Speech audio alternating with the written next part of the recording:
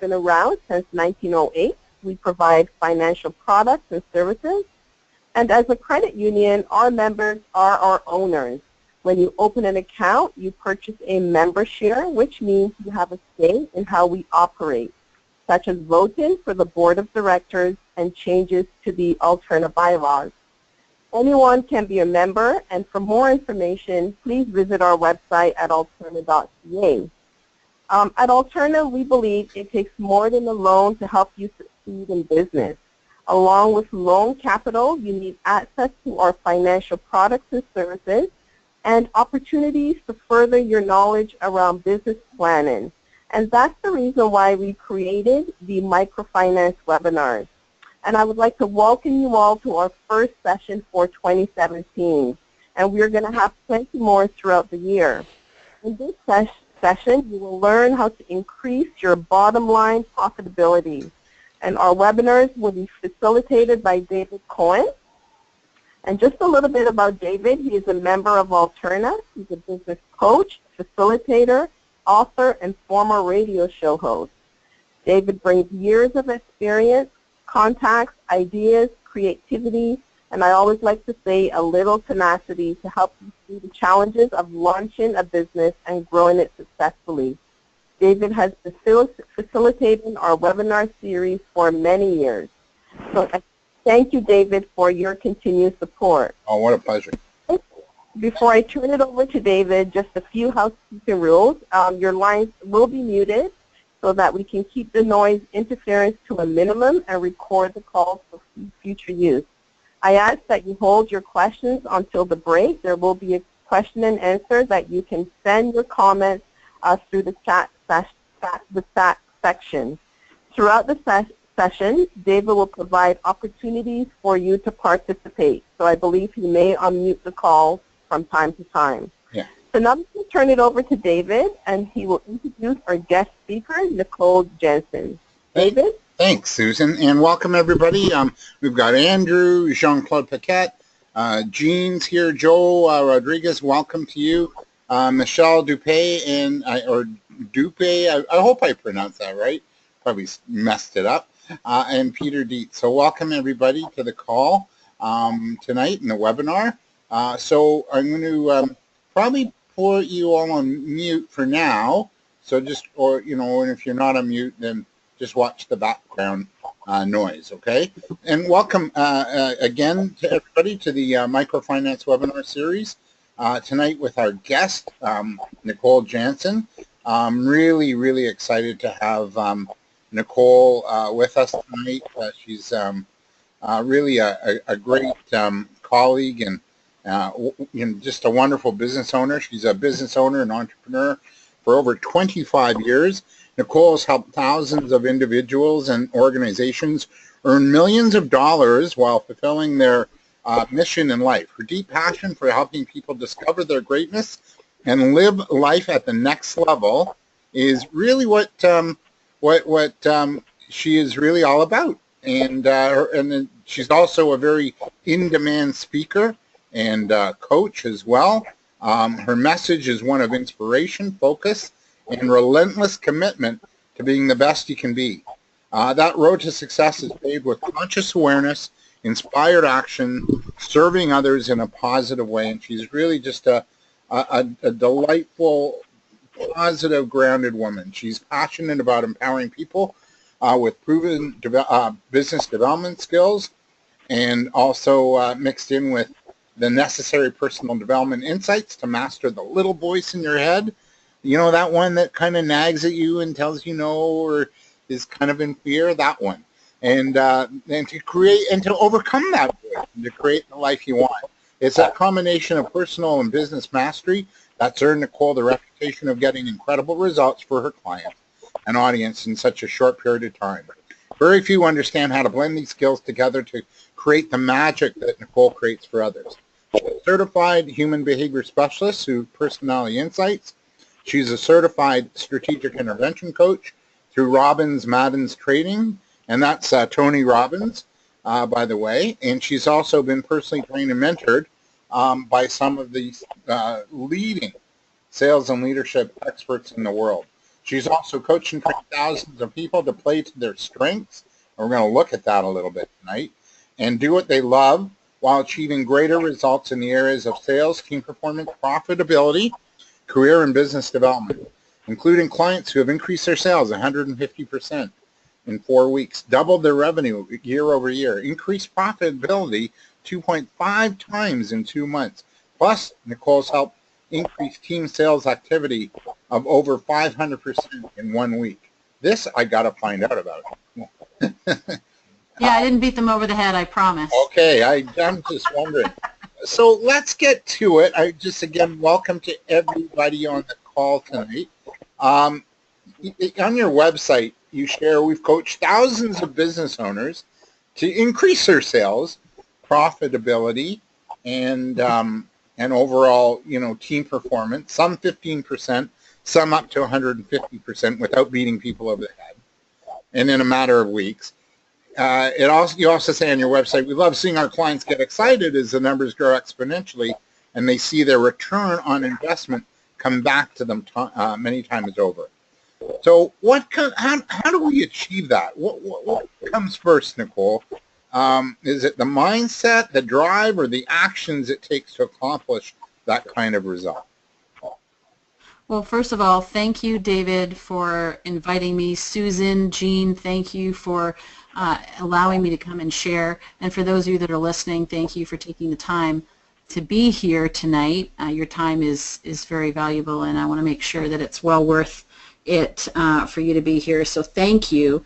In answer to your question, David, and thank you for the warm introduction and extensive introduction, really, a lot of times my clients come to me because they do want the results. They want to increase their sales. I want, how do I make more money in my business? And the real thing, the reason why I'm able to help people to increase their sales, so substantially in a short period of time is because we go underneath the strategies and the techniques and all of that kind of stuff to the mindset.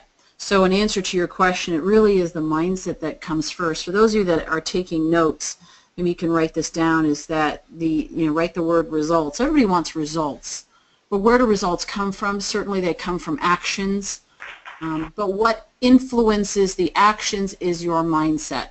And so your mindset, which is made up of, and we'll get more into detail about that. I know, David, you'd asked me to do that. But getting more into detail about that is just giving you the overview, I should say, is that it relates to your strengths. What influences your mindset is your strengths, your talents, who you naturally are, your personality, and also your beliefs. So we work there. It's like what's underneath the surface, the roots, so to speak, that will determine the fruits. And so we start with mindset, and then from the mindset comes the drive. How many of you have ever, you haven't had the drive, you need to do something, but you haven't had the drive to do it. Why? Because it's the state of mind that you're in.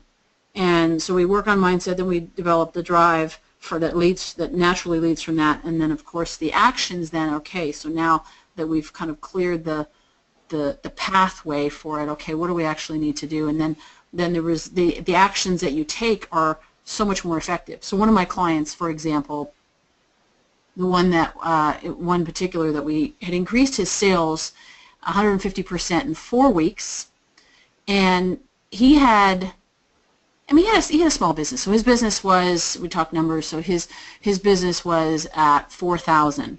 That he was doing about $4,000. Small home-based business, just, he was doing some website design and so forth. But in those 4 weeks, rather than saying, okay, go out and prospect and do this and do that and do this, what we actually did is we looked at what his mindset was, how he was approaching business, how he was approaching sales, how he was approaching every interaction. And that's what caused the greatest shift. Did I answer your question? Yeah, it does. I also want to welcome Sarah Torrey and let everybody know that if you have a question before we unmute you, you can also raise your hand. So I want to ask, though, get a little deeper into this thing called mindset. How do you when we come into our business, you know, and we're working in the here and now. We have all these beliefs, thoughts, thought patterns, the past that comes with us along the way, maybe past failures, also maybe past successes. So how do we clear the mind of all that clutter? And as my friend Garth Riley says, sometimes your stinking's thinking, or your thinking is thinking. So how do we clear that in order to have a mindset where we're open to results, we're opening up to new behaviors, new patterning, and open up to receive and also take action to achieve the kind of success that you know, the results that you get with your clients? What needs to happen? Yeah, thank you. So first of all, you gotta recognize it.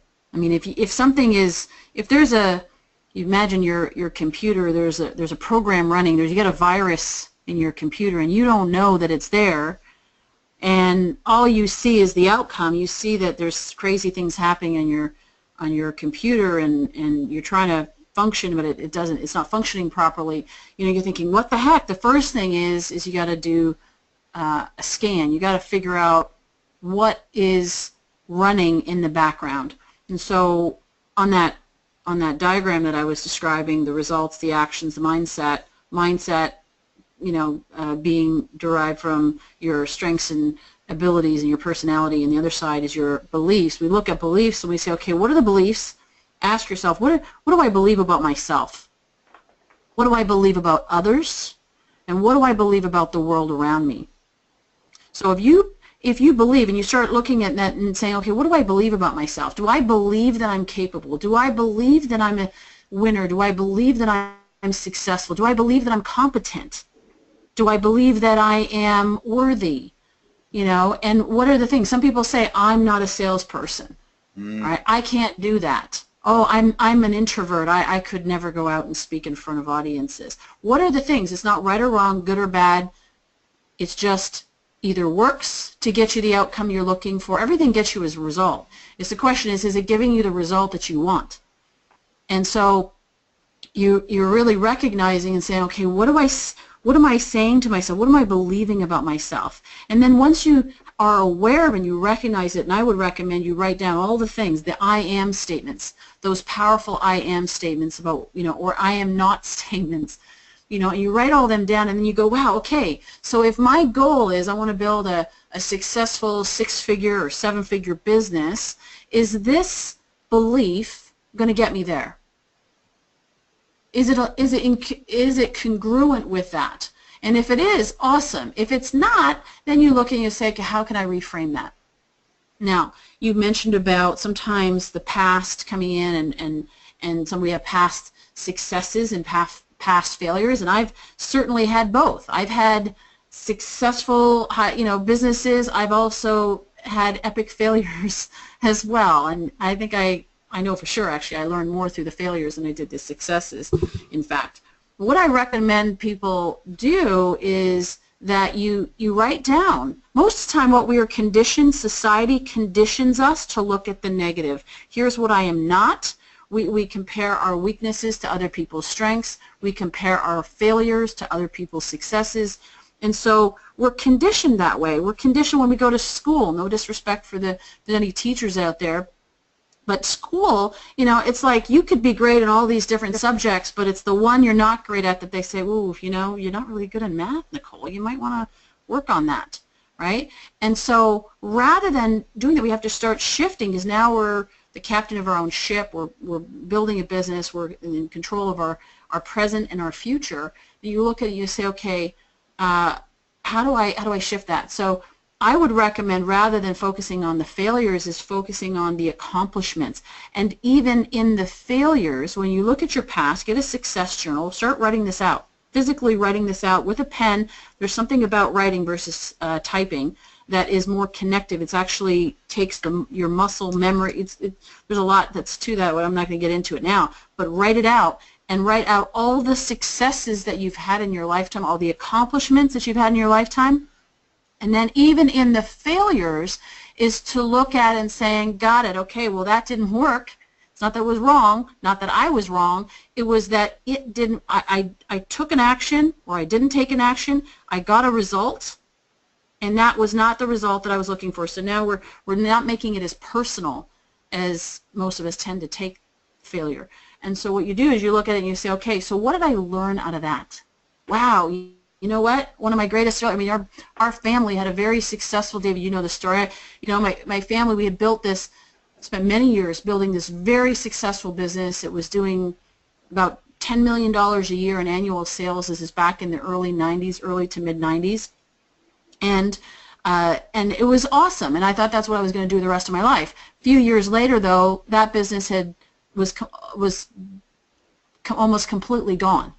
Now, when you look at that and you go, okay, well, what did I learn from that? You know, I learned that people cheat. I learned that people, you know, can't trust people. Okay, well, those may be in some things, but that's not constructive. So what is constructive? What did I learn? Well, I learned that, you know, some people don't have the same vision, the same mission as me. I learned that I got to be very careful who I'm in business with. You know, I learned so much I learned so much on the way up. I also learned a lot on the way down. And there's so much, and when you learn something, is that a win? Absolutely. Because those are now things that, and actually all that I learned out of that failure is actually what I now, a lot of it, that I have now taken to teach entrepreneurs and business owners how to avoid those same mistakes. So coming back to it is awareness, and then so you identify what it is, then you look and saying, how can I reframe that if it's not congruent with where I want to be and who I want to be. And then, so there's awareness, choice, and then it's making that change and taking that action. Right. So believing in your ability to succeed, believing in, and I just want to touch on it before, I know you can tell I get passionate about this. I am too. But the other thing is also, this is also important, is not only believing in yourself, it's also believing in others, because sometimes we can get jaded and believe that other people are cheap or other people are going to out to get you and all this stuff, you know, and it's what do you believe about others that may not be serving you in building a successful business, because your business is all about relationships and about there is a certain amount of trust you got to have in people. And the last thing is believing in the world around you. If you believe, like, what kind of world do you live in? Do you live in a world that you believe is scarce? Do you believe in a world that the economy is depressed, that it's tough to get a job, that it's tough to find clients, that it's highly competitive? Or do you believe that it's abundant, that there's tremendous opportunity out there? Here's the amazing thing, and I'll stop with that, is that your brain has something called a reticular activating system, RAS for short. And when you have that belief, it's like your subconscious mind is actually going to find things out. It's going to show you, reveal to you things that are going to reinforce the beliefs, the existing beliefs that you have. And so if you say, you know, there's no opportunities out there, it's really tough, people, you know, it's cutthroat, then all you'll see out there, it's like a filter. All you'll see out there is lack and struggle. And so that's why these beliefs, it's so powerful, because when we start shifting the beliefs, all of a sudden all these opportunities show up. And it's like, oh my gosh, that was in front of me the whole time and I didn't see it. Because that reticular activating system, it actually filtered it out. Does that make sense? Totally, yeah. It's like when you buy a car, and that new Toyota, and you drive it off the lot, and all of a sudden you start seeing the same Toyota all over the place, because it's what you have, it's what you just bought, you're proud of it, it's what you're focusing on, and all of a sudden you see it everywhere, right? So yes, yeah, totally. So journaling, you're really challenging our thinking. I heard about affirmations, the power of writing down affirmations. The I am enough, I am great, I deserve, I'm worthy. So really shifting our thinking. It's not just it's almost daily work, isn't it? It is daily work. And one of the things I will say about affirmations is sometimes people say, oh, affirmations is kind of that woo-woo stuff. The truth is you're talking to yourself all the time anyway. That little voice that you mentioned earlier, it's a little voice on your shoulder. You got the devil on one shoulder, the angel on the other, for example, right? And the one is saying, you can't do this. I can't believe how stupid you are. You know, how could you, I can't believe you totally screwed that up.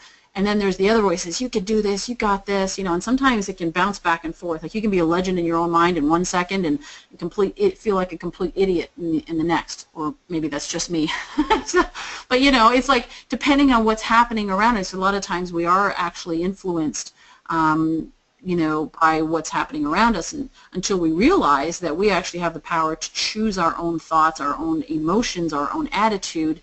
Nobody else makes us happy. Nobody else makes us sad. Nobody makes us angry. We choose to be those things. But that little voice runs the show. And so it's talking to you anyway. So the affirmations is really retraining that little voice from saying, I can't do this, to I can do this. And then looking for past experiences that prove that you can do this. So when, for example, my brother one time, he says to me, oh, I can't sell. I'm not one of those salespeople. Looking at him going, who sold you that bill of goods? Dude, you were selling you convinced me as a kid for me to make you sandwiches for lunch, and then you would go to school and you would sell them and get something else. And you didn't give me a cut, which I found out later. I was really, peeved about. But, I mean, he's been selling his whole life, but somehow, somewhere along the way, somebody convinced him that he didn't know how to sell. As soon as we shifted that, and I said, well, yeah, you can sell, and look at all the times that you've sold and you've enrolled other people and influenced other people to make choices. Yeah, you've sold. Are you married? Yeah, you sold her, right? And so we look for those things. It's like one of my mentors, he says, celebrate all wins. Celebrate all the successes, so that you teach that little voice, you recondition that little voice to believe that you're a winner, and that it then starts talking to you in a different language. So that's why affirmations are very powerful. The thing is that sometimes when you create a new affirmation, your little voice is going to say, that's not true, you can't. And then you say, no, actually it is, and here's why. And you start to prove it wrong, if that makes sense. You prove otherwise, if that makes sense. Yeah, and then you also need to sort of, do the behaviors that line up and get you those kind of results. Yes. There's a great book, and you've heard of her, I'm sure, Byron Katie. The book is called The Work, and she has these 4 questions she asks individuals who want to shift their thinking. And the last question she'll ask in these 4 questions is, who would you be without that thought? So if you have that negative thought, saying, oh, I can't, I'm not good enough, I'm this, who would you be without that, right? And and how do you know that it's true? That's another question she asks. Like, how do you know that what you're thinking is true? Is it always true? It's never always, right? And then who would you be without the thought? And I think that exercise, the work that she does, I think it's just so powerful in shifting one's beliefs and getting into a real positive mindset.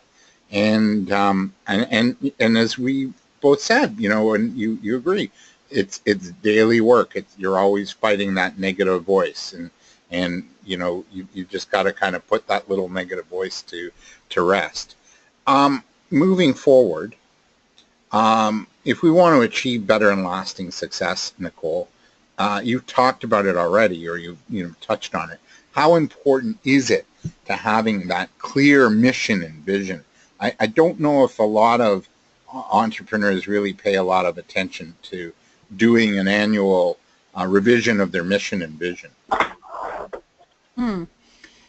You're right. A lot of times we get so caught up in the day-to-day and the survival of business and the survival mode, even just in life, that we forget why we're doing what we're doing in the first place. And that's why when people lose motivation and feel uninspired, it's generally because they have they have forgotten why they were doing it in the first place, or they don't believe, coming back to beliefs, is that they don't believe that it's possible anymore. And so it's really important because it's the fuel that keeps you going. It's the thing that keeps you, getting up in the morning and being excited about your day. And when you're excited about your day, you attract, because of the, and again, I don't want to be woo-woo, but it's like because I'm a very results-driven person, but the reality is everything is energy. So it's the vibration. If you give off that negative vibe, we've all been in a situation where you've been around somebody, perhaps intimately, well, that is negative, and you're like, oh, you can feel that negativity. You don't have to say anything. And so in the same way, it's the positive. You give off this positive vibe. So when you are motivated, when you're inspired, when you have your vision and your mission, clear vision and mission in front of you, and it's in you, it's like fueling you, then you will also attract more of what will help you to make it happen, to facilitate and attract it. The other thing with it, it helps to direct your actions so that you can be much more efficient. A lot of people, and I've fallen into the trap myself, so all these things I've recognized myself, that's how I learned them, basically. Most of this is because I did it the wrong way, or I made a mistake in this, and it was a great learning experience, and I learned from it and now teach others to avoid it. But it's busy work. A lot of people are so busy in their business, and when they actually look at all the things that they're doing, they realize, and we evaluate and saying, is that really necessary? Is that really getting you? Is that moving you towards fulfilling your vision and your mission that you have, or is that just a nice idea? And so I talk about, from a time management standpoint and a to-do list, is shortening that up and really focusing on what's important, is figure out what you just need to ditch. It's just not important. It's just a nice idea. It's busy work. And get rid of it. Then what can you delegate to others? And then what is left, what is remaining, that is to do. And then you prioritize those doings, those actions, and prioritize them and start knocking them off one by one. But if you don't know your mission and you don't know your vision, then you're not going to be able to articulate or clarify what is actually priority. The other thing is if you want to enroll a team and you want your team to be inspired, it's important for them to know what your mission and your vision is. Because if they don't understand, then they're just going to go to work for a paycheck. And when somebody else comes along that wants to pay them more, or another opportunity, they're going to be gone. And that's how a lot of companies lose good people. Right. And if you want to attract your banker or your credit union, you've got to let them know what you're up to too, in terms Absolutely. of your mission and vision. And just to let those on the audience, if you have a question, put your hand up. We're going to take questions momentarily. But, the importance, I guess the distinction to me, Nicole, and tell me what you feel, between doing a vision and a mission. The mission is more in the here and now. It's the what can you expect from us? What's the value you're going to get from us? So we're, you just state your company, your company name, who you affect, and what are the results you get. So maybe we're a retail shoe store that sells shoes to women, and the thing you're going to get from us is you're going to have a beautiful pair of shoes that you're going to feel lovely about. You're going to feel confident and stylish and sexy in them, right? So that's their mission. Where their vision is, it's sort of out there. It's like, where do you see yourself 3 to 5 years from now, right? So our aim is to be known and recognized as the leading shoe retailer for women in the downtown Toronto area, right? That's who we want to be. So that's what you're playing for, and your mission is sort of establishing what you're about to the clients that you want to serve. Would you agree with that?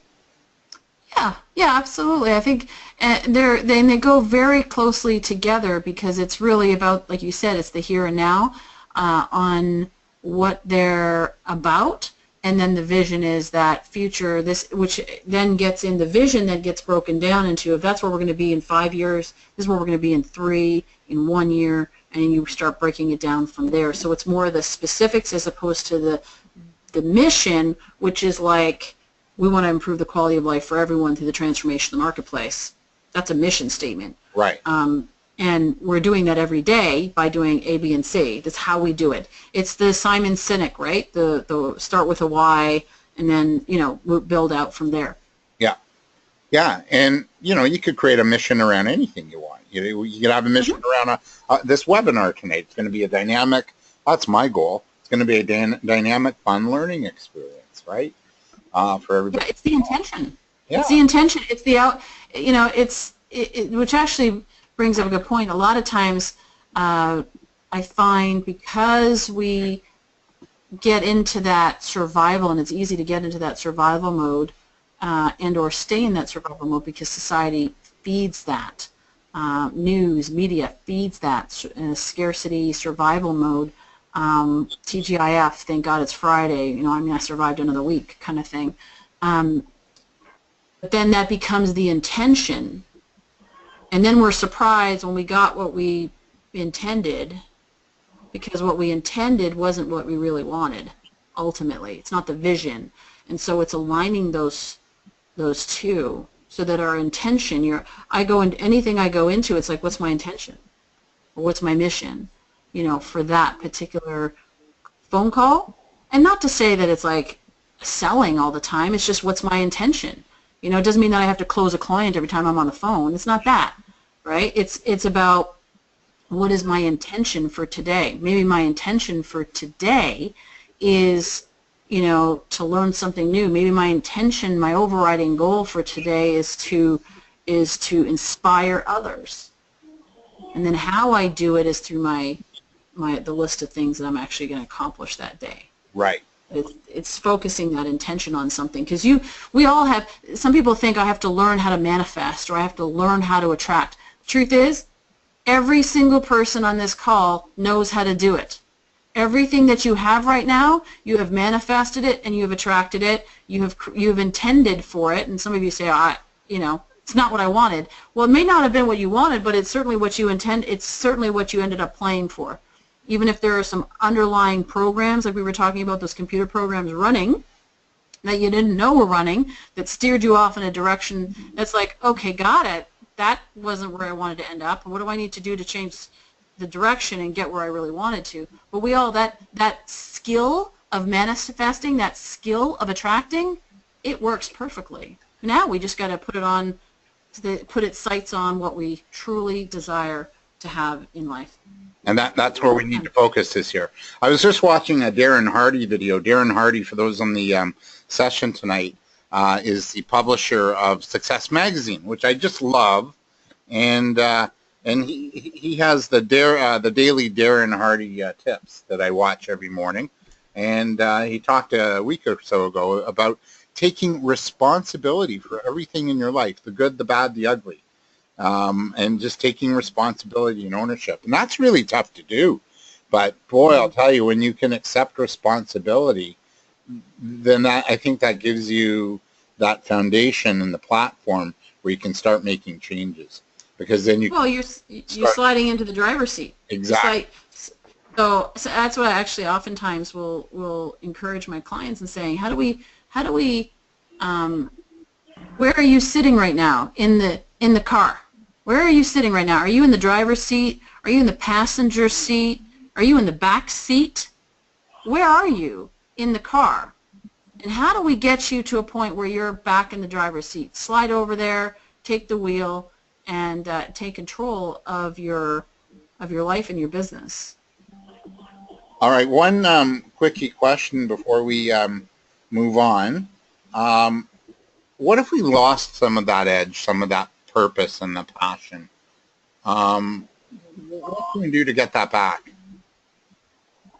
Well, it comes back to starting and remembering why you started in the first place. I would oftentimes, because when we get fatigued, there's different reasons why we might be fatigued. Maybe it's because we didn't get the results we wanted up until that point. It could be that we're simply tired.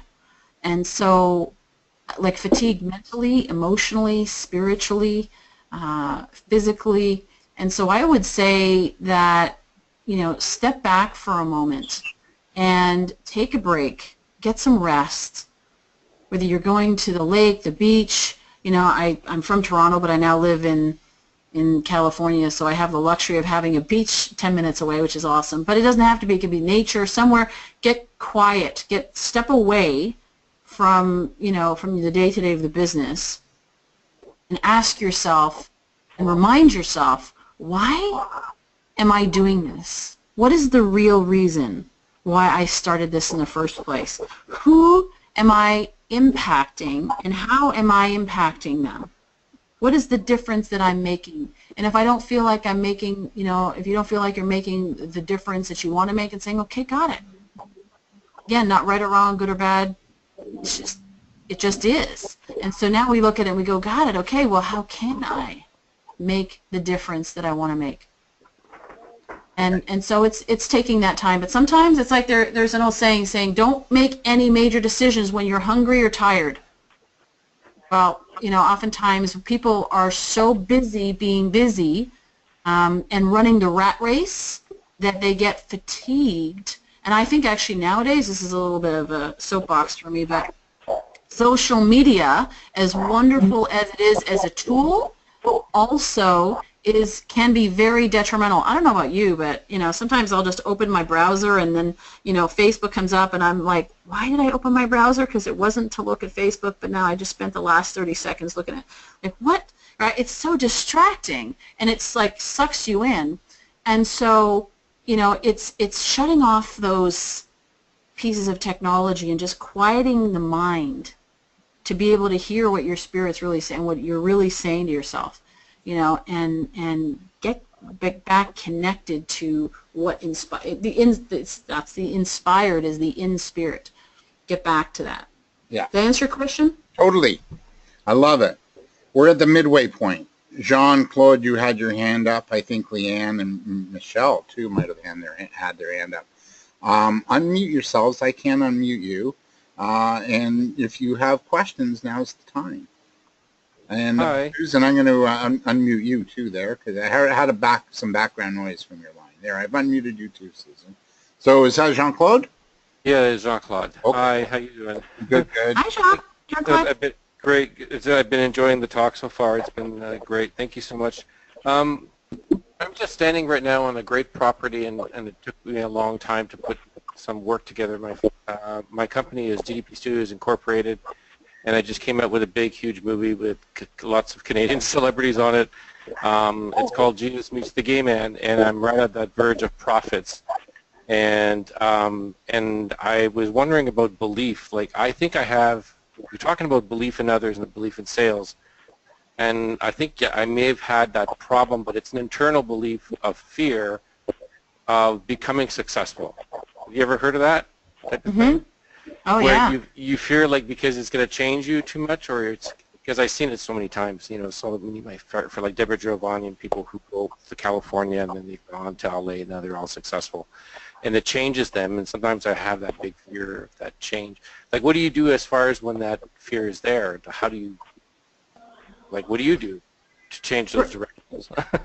Yeah, great question, Jean-Claude, because this happens a lot, and I've seen it. It breaks my heart when I see people, they lose the sense of who they are, and they get like kind of big-headed. Yeah, the ego's kicking in, bottom line.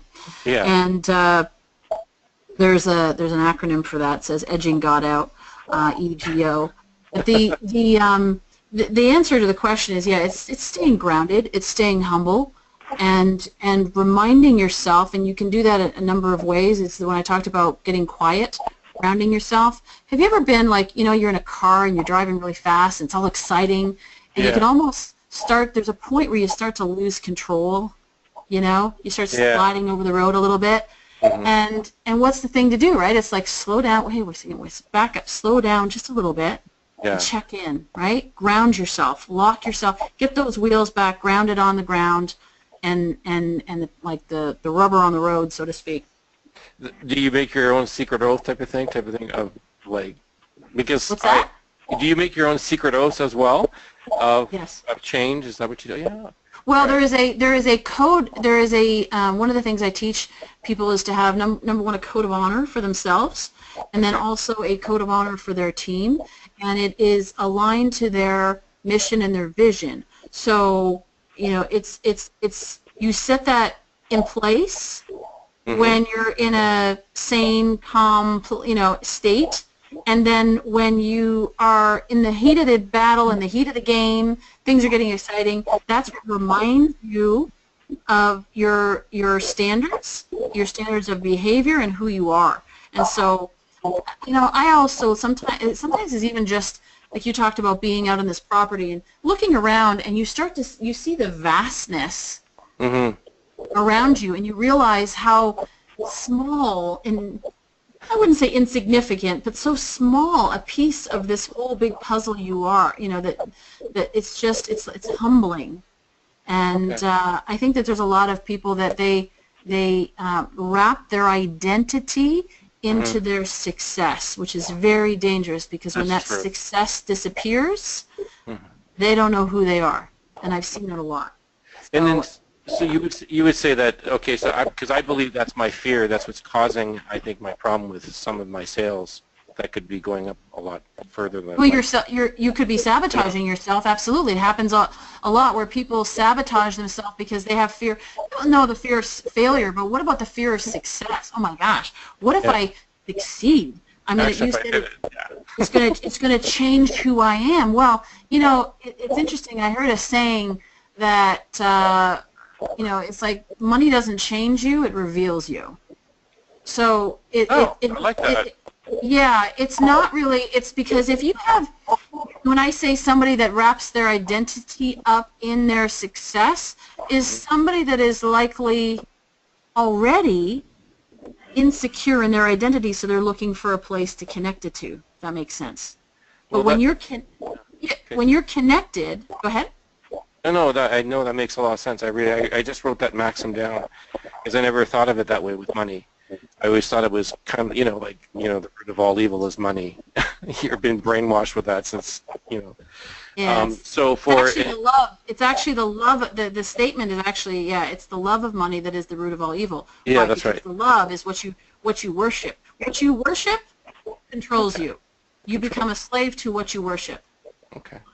Well, I don't want to take up too much time because I know a lot of people want some questions, but I just want to let you go, and thank you so much for that. That was great advice. I'm really getting encouraged and excited about it because I got just recently, so Jean Barrett and Susan should know, I was at the Lincoln Center in CBS not long ago for Marley Safer's funeral, and I wrote the speech for it and got the letter for Justin Trudeau. And I happened to meet a guy there and talked for an hour and a half. And he gave me his card afterwards, and he happened to be the president of the Emmys. Wow. Wow. So I say enjoy it and be in the moment. That's my advice. Like, don't get too far ahead and don't go too far back. Just I'm trying not to get too excited. Yeah, enjoy the moment. Just enjoy every moment. Yes. And the last, can I just say one other thing with this is that because you're even conscious, you're conscious of it. I'm not so worried about you getting lost in who you are because you're already conscious of how important it is for you to stay grounded in who you are.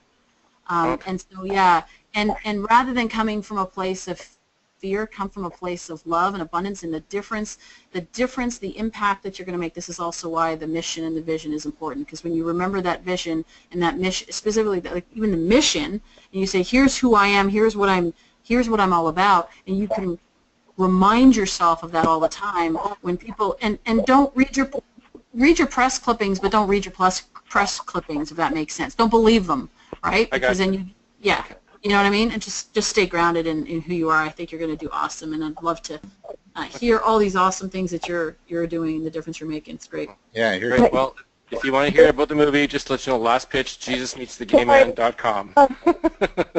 Very good. David. Thank you. Okay. David? Thank you. Is that Susan? Yes, I'm going to have to play gatekeeper. We have under 15 minutes left. All right, no worries. Well, if you have anybody else has any questions, we'll do a little wrap up at the end. So, and also you can ask questions on the there's a dashboard. So please feel free. Let's move on, Nicole. Part of tonight was about increasing profitability, and how can we bank on our expertise and use our marketing actions to help us in increasing that profitability? Well, how can you bank on your expertise and, is focusing on your ideal client avatar. Who is the client that you can get the greatest results for, that can afford to pay you what you're worth, and that is a joy to work with? Focus on that. And how does this relate to increasing your profitability? How many of you ever had a client that takes far more time than you anticipated, or a project that takes far more time and you didn't get paid enough for the project, right? You lose profitability that way. But when you start focusing on those ideal clients, those are the clients that are profitable and that you have more fun with, and that you can actually leverage your expertise, because you can use your whole complement of expertise with them. Does that answer your question? Totally, because one of the things with your ideal client profile is that they respect you, they like you, they count on your expertise, they treat you well, they pay you on time, right? All those, yes. Yeah, and it's usually I actually add in there, they pay me on time or early, because I'm just open to that too. Yeah. Yes, I learned that. Now, you talk about setting goals as Yes. in your work and in coaching, and to get totally clear of where your business is at right now and where we want to be 3, 6, 12 months from now. Why is it so important to set those goals and chunk it down into the 3, the 6, and 12-month pieces? Well, the 12-month goal sometimes can look daunting. It's exciting, but then, it's that little voice that says, are you crazy? How are you possibly going to do that? And so how do you eat an elephant one bite at a time? Right. You got to break it down. And not only that, is you can be so excited about, wow, 12 months we're going to be, this is what we're going to do. But what are you doing today that is going to get you there? And so you got to break it down. So you break it down into from the 12 months, the 6 to the 3, to the 1 month, to the week, to the day. Okay. So every day you are moving towards your goal. Yeah. And set up your goals. Like I get in the habit of Sunday morning or Sunday night before I start the new week. What are my big goals? And they're not just about work and money.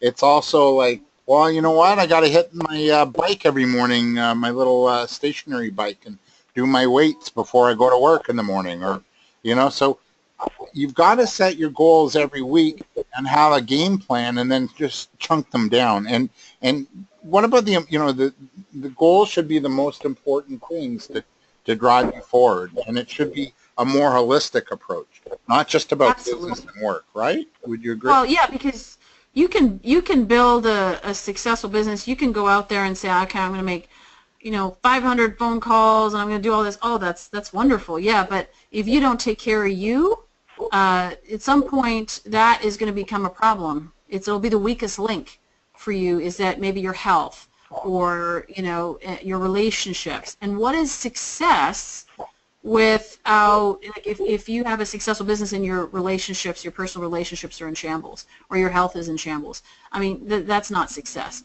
So yes, it is absolutely a holistic approach, and that's why with my clients, I always say to them, I say, look, you know what? Yes, we'll increase your sales. Yes, we'll grow your business. Do all those things. It's awesome.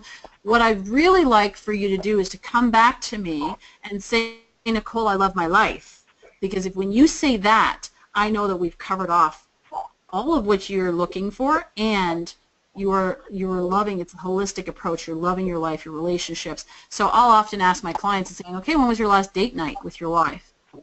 I don't remember. When was your last day off? Because all those things matter. And it comes back to that quieting your mind, taking a break, getting stepping back for a moment and reflecting. There's Dan Sullivan owns a company called Strategic Coach, very successful, works with high-end entrepreneurs, and he talks about free days, focus days, and buffer days. And what most people think about is and by the way, he advocates having for his clients to have 150 free days a year, and they'll say, well, that's crazy. How can I possibly do that? I'm running this successful business and I don't have time. But he's saying is no, the more free days that you have, the more time that you have to reflect. That's where the creativity comes from. That's when you all of a sudden have this brilliant idea in the shower. Why do we have brilliant ideas in the shower? Well, because we're stepping back, we're reflecting, we're in that relaxed state. So you want to put yourself in that state more often.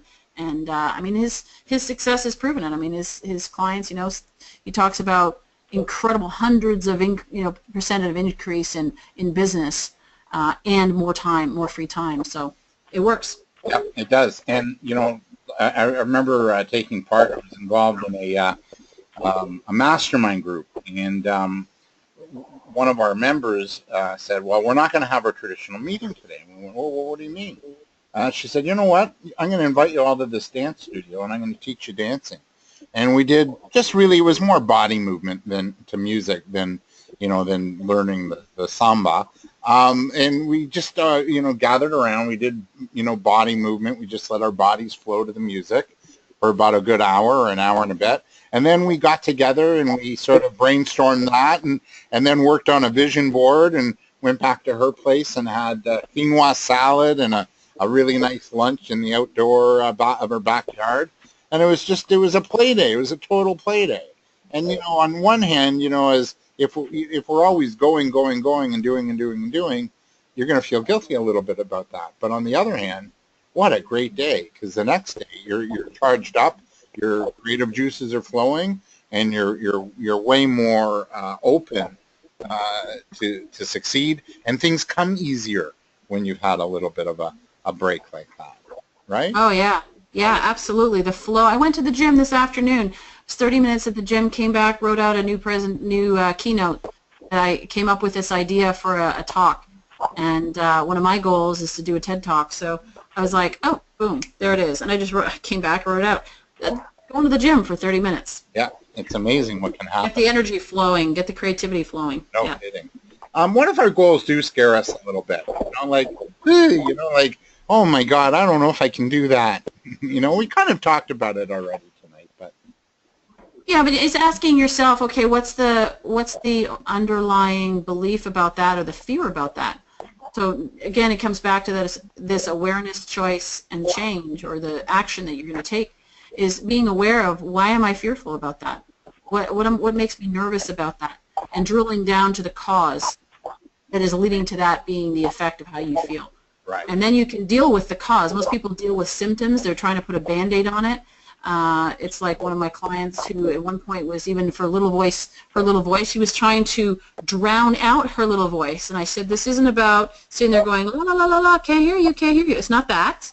It's actually reconditioning it. Because it's not fighting it. It's actually not fighting it. It's acknowledging and saying, got it, I hear you, and I submit it's different than that. I choose to believe this instead. Right. And so I would get down to that real reason. What are you afraid of? Bottom line, what are you afraid of? And if that fear wasn't there, what could you create? What if it's like that classic question, right? If you knew you couldn't fail, what would you do? And that voice it's a loving voice. You got to love that little voice, because that voice is just trying to keep you safe from hurt or disappointment or perhaps failure or embarrassment. So it's all good, right? There are sometimes that voice serves you very, very well when it says, hey, watch out for this. You know what? I wouldn't go that route. Or what? Hey, slow down. Have you ever had in the car, it's like, slow down right now. And you're thinking, why do I slow down? I want to go faster. And then you see a police officer up there and you're like, oh, thank you. Thank you, intuition. Thank you, little voice, for encouraging me. So it's just trying to protect you. That's right. That's why I say thank you for sharing. But sometimes it's just not serving you because it's a little fearful. Yeah. In the marketing of this session tonight, you talked about key areas to impact our bottom line. So where do we need to focus this year to get those, the bottom line cooking, and, where do we need to focus in order to get some of the results we want to see happen in 2017?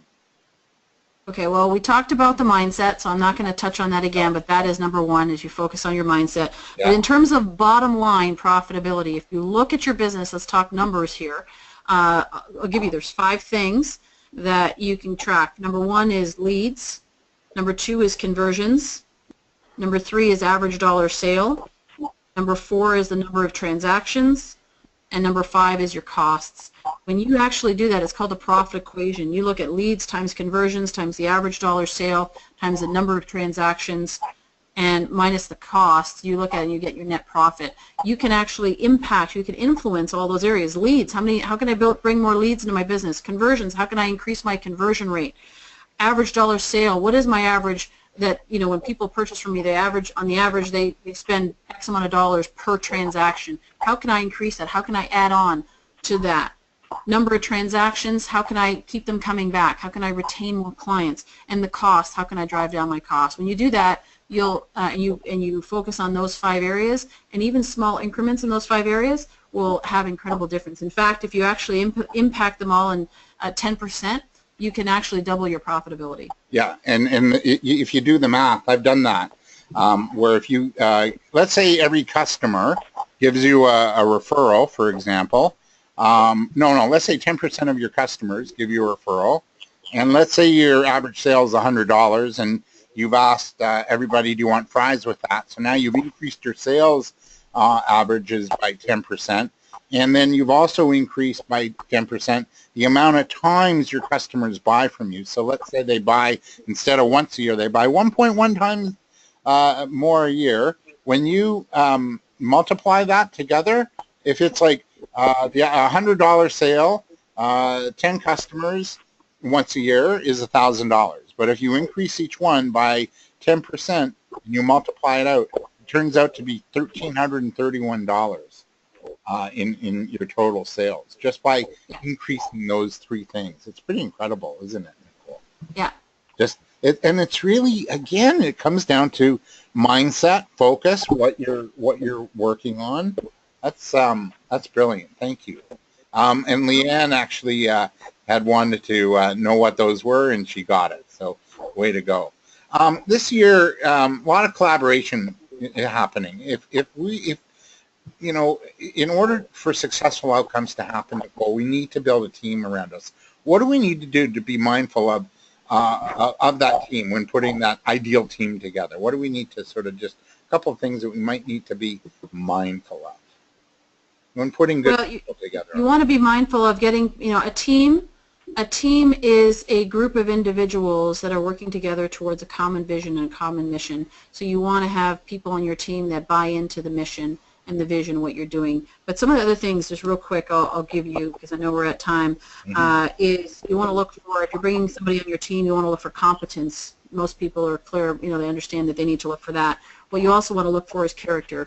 What is the character of the individual that you're looking to bring on your team? Who do you want on your team? Coming back to the code of honor with Jean-Claude, is what's the code of honor, the agreements on how you choose to play the game, and who's willing and wants to play the game the same way. So competence, character, chemistry. Is there chemistry between you? Capacity. Do they have the capacity to do the job and really support the mission, the vision that you have? And do they have the commitment to it? So those are some things that you can look at. I also teach DISC as personality insights. DISC is the model of human behavior. I recommend using that as a tool to help identify what are the personality traits and the strengths of each of, strengths and also blind spots for each of the personality types, that you make up a team that really does work together and complement each other. Yeah, because everybody's got their own sort of way of being, and some people can just really aggravate each other, and then once you're clear on, oh, that's why you kind of get under my skin, you might be more of an intuitive type, they might be more of a detail-oriented type, which, that there could be a clash there for sure. So instead of the A team, it's really the C team you're putting together by the sounds of it, right? There you go. Yeah. All right. So The questions from the participants, and Susan, final thoughts? Any other questions from anybody? Oh my God. I got a hang on, did I? Who's that? Somebody, Did it I? sounded like somebody had a question. No, okay. Good for you. Any questions? I'm going to unmute everybody. I saw Adrienne. Adrienne was saying something. I don't know what that looked like. Okay, Adrian, or Susan rather, you okay? Yes. Any final thoughts, questions? We are at the end of the session, but there was quite a bit of takeaways for me. I've actually got 3 pages of notes, so thank you, Nicole. One of the biggest takeaways was really believing in yourself, and that's a really important piece that I see for entrepreneurs when they come in front of us, when they're even looking for financing. If they don't believe in themselves or believe in their products or services, it's very difficult for them to convince others that it's going to work. So that was one of the strongest takeaways for me this evening. Thank you. Thank you. How about the 150 days, Susan? We'll work on that next. I just want anybody else on the line? Final thoughts? Anybody? Yeah, it's Andrew. I just want to thank you. I have to go to my yoga class now, so I'm a little bit selfish, but it was a lot of useful ideas, and it kind of reawakened some thoughts that have been bouncing out of my brain. So I think you have to work. You got to do this stuff, and sometimes I'm lazy, so I think you helped me. Thank you. Thanks, Andrew. Have a good yoga. You're welcome. You take care. You too. Be well. You too. So, Nicole, where do we reach you? You're at discovertheedge.com and Jansen at discovertheedge.com.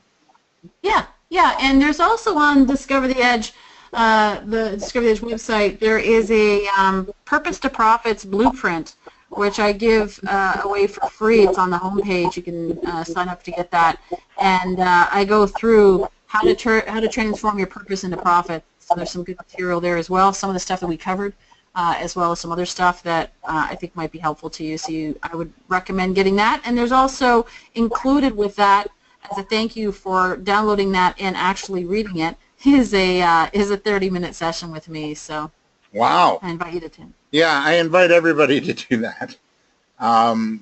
You really are a master coach, so and a really well, in our Facebook chats we have once in a while, or exchanges. I'm quite quite